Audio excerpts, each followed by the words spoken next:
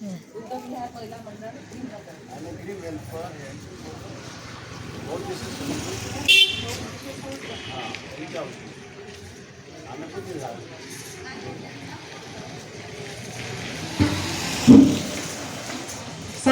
मंच पे उपस्थित सभी माता बहनों, आदरणीय बनते जी, हमारे प्रिय जिन्होंने मुझे यहाँ पे बुलाया, आदरणीय लीनाताई रमटेके,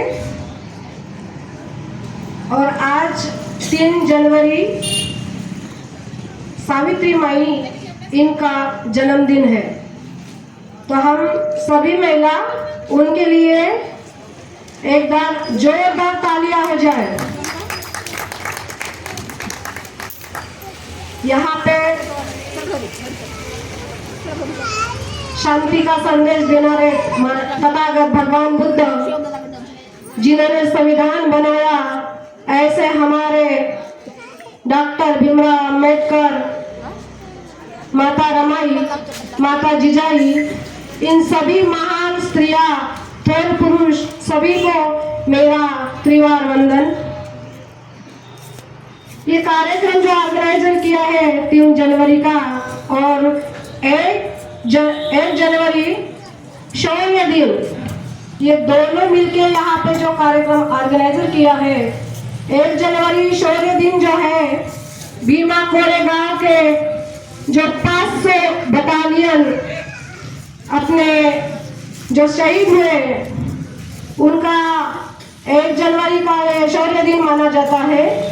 ये दोनों के औचित्य पकड़ के इन्होंने यहाँ पे प्रोग्राम ऑर्गेनाइजर किया, उसके लिए थैंक यू।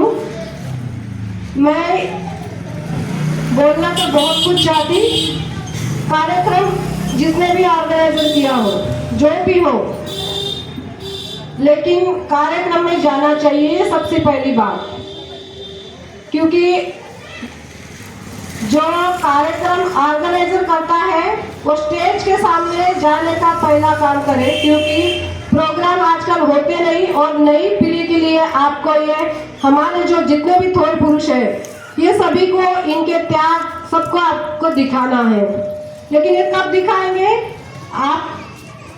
याद इनको करेंगे कब? जब इनके जो भी जयंती आती है, इनके स्मृति प्रीत्यार्थ आते हैं, आप उनको याद करके यहाँ पे प्रोग्राम ऑर्गेनाइजर करेंगे।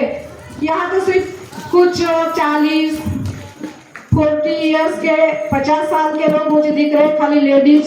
ऐसा नहीं है कि ये लेडीज का कार्यक्रम है तो लेडीज ही आना चाहिए। यहाँ सबसे ज्यादा तो योगदान आदमियों का भी होना चाहिए। क्यों होना चाहिए? कि अगर लेडीज ना होती तो आदमी किस काम का भाई?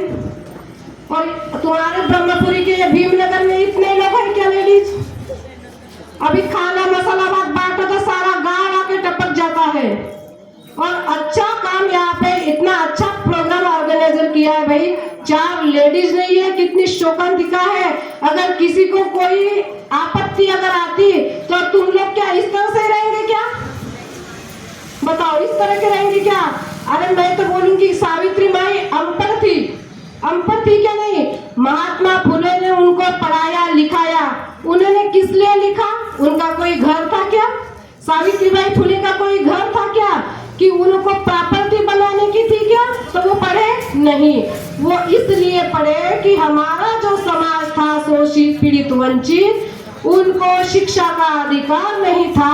इसलिए सावित्रीबाई फुले ने खुद एजुकेशन लिया, और एजुकेशन लेने के बाद खुद उन्होंने दूसरे को सिखाया।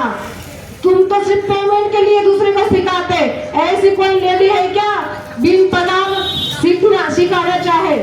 कोई लेडी है, कोई जेंट्स है किसी को फ्री में सिखा सकते हैं? बताओ मुझे, कोई फ्री में सिखा सकता है क्या? फिर उनका कितना हमारे लिए महान योगदान है कि उन्होंने आप लोग अच्छी शिक्षा ले आगे। अच्छा, हम यहाँ पे जो अच्छे कपड़े पहन के हैं, हमारे डॉक्टर बाबा साहब की देन है। आज जो संविधान उन्होंने दिया, इसलिए हम इस मंच पे बात कर रहे हैं। कुछ दिन पहले अभी अमित शाह ने कुछ किया था कि डॉक्टर अंबेडकर ये फैशन बन गई। वो खुद भी अगर गृह मंत्री बना है तो केवल बाबा साहब की देन है, इसलिए बना है। और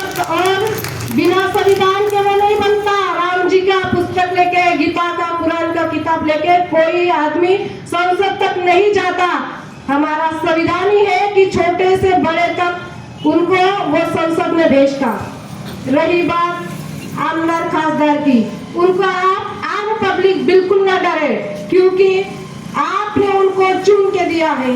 इसलिए आप अपनी रोजी रोटी छोड़ के हर दिन संसद में अपने प्रश्न लेके जा सकते क्या? नहीं जा सकते। इसीलिए आपने उनको चुना है कि आपकी समस्या वो वहाँ संसद में रखने के लिए। तो भाई आप लोगों को उनकी तारीख लेने की, उनके पास वेट करने की जरूरत नहीं, वो खुद चल के आएगा। ऐसा नेता चुनो, किसी पार्टी में मत जाओ। पार्टी आएंगे जाएंगे कभी भी। मैं ये नहीं बोल रही हूँ कि मुझे अपने नीलाराम टेके मैडम ने मुझे यहाँ पे बुलाया है और वो वंचित बहुजन आघाड़ी की है, तो ऐसा नहीं। पार्टी सत्ता हमेशा अम्बेडकर वादियों की भी नहीं रहेंगी, या ना कांग्रेस की रहेंगी ना बीजेपी की। सत्ता तो ऐसी है कि आती जाती रहेंगी, वहाँ कोई ऐसा परमानेंट टिकने वाला नहीं है। लेकिन आदमी जो है, जिसका स्वभाव और जिसके नेचर, आज सावित्री बाई को तुम क्यों पूछते हो बताओ? कुछ तो उनका योगदान है, इसीलिए वो जिंदा है।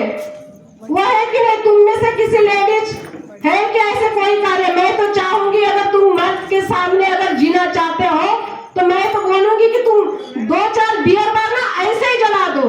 जिसके घर में जिसका भी आदमी यहाँ से कोई भी है शराब पीता है, उस महिला की हालत पूछो, उसका पूरा घर डिप्रेशन में जाता है कि नहीं? लोग बोलते हैं कि ये बाई वैसी है। अरे उसके घर में तुम जाके झांक के देखो ना, उसके घर में कितनी तकलीफ है। जो गुटखा खाते हैं, अरे तुम गलत काम क्यों कर रहे हो? खाने के लिए तो बहुत सारी चीजें भाई, वो खाओ ना। वो क्यों नहीं खाते? जो जनता नहीं वो खाते।